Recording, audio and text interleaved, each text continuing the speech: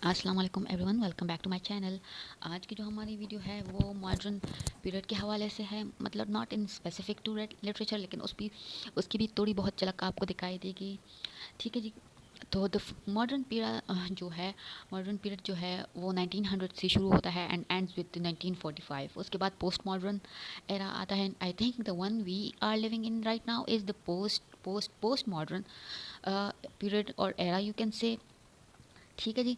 तो इसके बाद शायद मैंने इसके पहले भी मॉडर्न एरा पे एक मॉडर्न एंड पोस्ट मॉडर्न में मॉडर्निज्म पे मैंने वीडियो बनाई है, but I am not sure.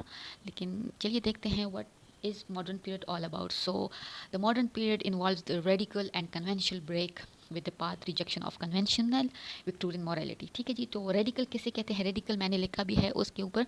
Radical means favouring a fundamental change. So it one the modern period involves the radical and conscious break from what from with past, जो मतलब Victorian era का था। ठीक है जी।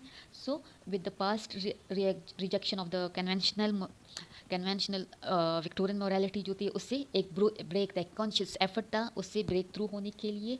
And inventions of what new forms of expression. ठीक है जी। अच्छा जी। Then the second point we have that there were several social, economic, scientific, cultural as well as political changes. ठीक है जी। जो मॉडर्न पीरियड था उसमें क्या था? Several political, economic, social, scientific, cultural changes आए। ठीक है जी। विच डिड व्हाट इट शोक द वेट विच शोक द न्यू वर्ल्ड ऑर्डर। ठीक है जी। ये जो न्यू चेंजेस आए, political, economic, scientific, cultural etcetera, इसने क्या किया? फाउंडेशंस हिला दी किस चीज़ की? एग्जिस्टिंग वर्ल्ड ऑर्डर की। ठीक है जी।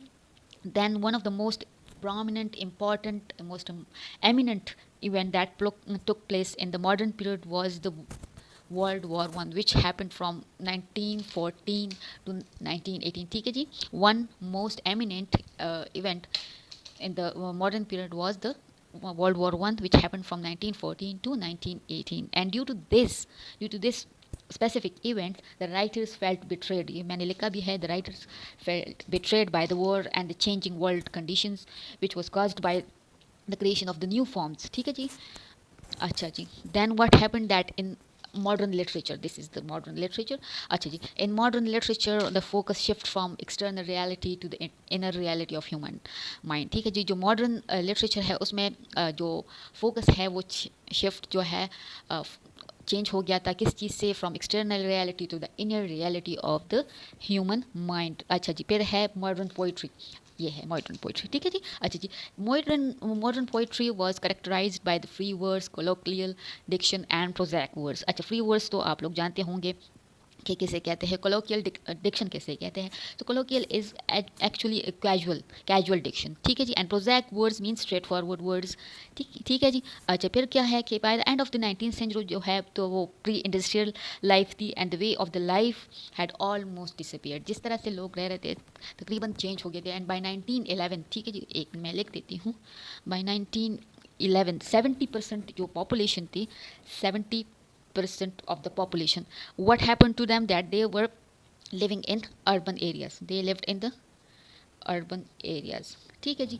अच्छा जी। फिर क्या है? फिर वी हैव दैट जो न्यू पोइट्री है। ठीक है जी। जो हमने बात की कि जो मॉडर्न पोइट्री है वो किस चीज़ से कैरेक्टराइज्ड है? फ्री वर्ड से, कोलोकियल डिक्शन से एंड प्रोजैक वर्ड से। So what kind of the new poetry was? The new poetry is the poetry of revolt resulting from the impact of science which can be seen both in form and content of the poetry. ठीक है जी। New poetry is the revolt of what? From the impact of the science. ठीक है जी। तो जो क्या फिर नई चीज़ देखने में मिलती है? New form and content of the poetry देखने में मिलती है। On one of the hallmark, मतलब important person you can say और important figure you can say of the modern literature is avant garde. Who is it? Avant गार्डे।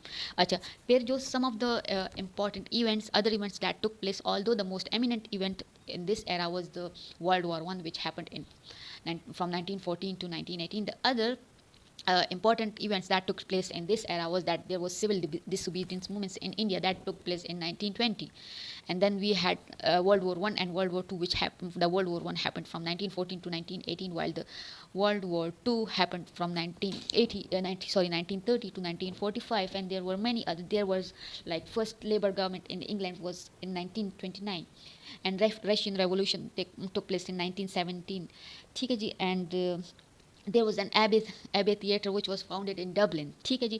It was in back in 1904 I guess, and it was done by W.B. Yeats and Lady Gregory. अच्छा जी. फिर है civil जो war थी, Spanish civil war जो थी वो 1936 से 1939 के दरमियान हुई. और ये किन दो लोगों के दरमियान थी, सॉरी, दो पार्टीज़ के दरमियान थी, या फिर दो नेशंस के दरमियान थी, आप ऐसे कह ले तो. It was between the Republicans and the nationalist, ठीक है जी. और फिर जो हिटलर जो था, Hitler, I hope you know him, he was a German chancellor. तो वो जर्मन चांसलर बन गया था किस एरा में, 1933 में. फिर वो जर्मन चांसलर बनाना था, ठीक है जी. So that are the some of the important events that took place in the modern period. I hope आप लोगों को समझ आ गया हो. If not, let me know what you want in detail. And the next video मैं सोच रही हूँ कि एक important group है, literary group है, उस पे बनाऊँ. आई am not sure, but if you have any suggestions do let me no in the comments down section below. And that's it for today. I hope आप लोगों को समझ आया हो. If not, let me know what are your questions. We'll see you in the next video. Till then, take care. Allah Hafiz.